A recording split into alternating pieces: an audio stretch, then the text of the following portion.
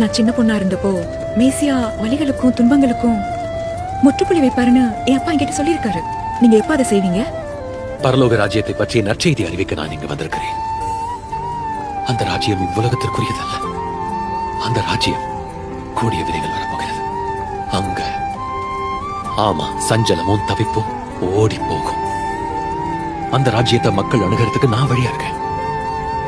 ஆனா இந்த உலகத்துல எலும்புகள் இன்னும் நொறுக்கப்படும், இதயங்கள் இன்னும் உடைந்து போகும். ஆனால் இறுதியில்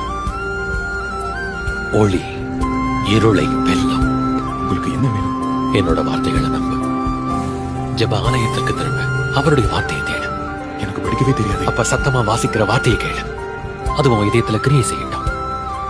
நடக்கிறது என்னன்னு பாரு. அதுக்கப்புறம் என்ன பண்ணும்? மத்தவங்க கிட்ட சொல்லு.